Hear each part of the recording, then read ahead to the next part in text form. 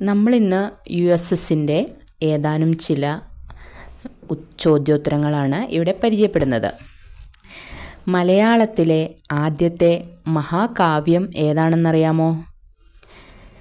രാമചന്ദ്രവിലാസം. ഉത്തരം രാമചന്ദ്രവിലാസം. ചങ്ങമ്പുഴയെ മലയാളത്തിലെ ഓർഫ്യൂസ് എന്ന് വിശേഷിപ്പിച്ചത് ആരാണ്? ചങ്ങമ്പുഴയെ മലയാളത്തിലെ ഓർഫ്യൂസ് എന്ന് വിശേഷിപ്പിച്ചത് ഡോക്ടർ എം ലീലാവതി.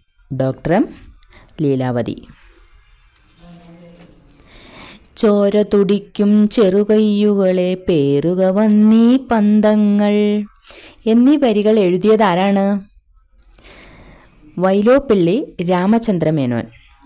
ചോര തുടിക്കും ചെറുകയ്യുകളെ പേറുക വന്നീ പന്തങ്ങൾ ആരാണ് എഴുതിയത്? വൈലോപ്പിള്ളി ശ്രീധരമേനോൻ. ഈ കാച്ചിക്കുറുക്കിയ കവിതകൾ എന്ന് വിശേഷിപ്പിക്കപ്പെടുന്നത് ആരുടെ കവിതകളെയാണെന്നറിയാമോ? അതും വൈലോപ്പിള്ളി ശ്രീധരമേനോന്റെ കവിതകളെയാണ് കാച്ചിക്കുറുക്കിയ കവിതകൾ എന്ന് വിശേഷിപ്പിക്കുന്നത്. ശബ്ദസുന്ദരൻ എന്ന് വിശേഷിപ്പിക്കുന്ന കവി ആരാണെന്നറിയാമോ? ശബ്ദസുന്ദരൻ എന്ന് വിശേഷിപ്പിക്കുന്ന കവി ശ്രീ വള്ളത്തോളാണ്. ഇനി അടുത്ത ചോദ്യത്തിലേക്ക് പോകാം. സ്വാഗതഗാനം എന്ന പദം ശരിയായി വിഗ്രഹിച്ചാൽ എങ്ങനെയായിരിക്കും വിഗ്രഹിച്ചെഴുതുക? സ്വാഗതമോതുന്ന ഗാനം. സ്വാഗതഗാനം, സ്വാഗതമോതുന്ന ഗാനം. NP മുഹമ്മദും MT വാസുദേവൻ നായരും ചേർന്നെഴുതിയ നോവൽ ഏതാണെന്നറിയാമോ?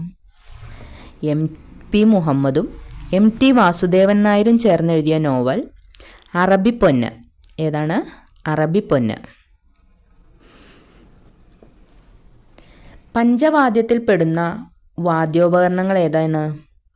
വയലിൻ, മിഴാവ്, തിമില, മൃദംഗം. ഇതിൽ പഞ്ചവാദ്യത്തിൽ പെടുന്ന വാദ്യോപകരണം ഏതായിരിക്കും? തിമിലയാണ് പഞ്ചവാദ്യത്തിൽ പെടുന്ന വാദ്യോപകരണം.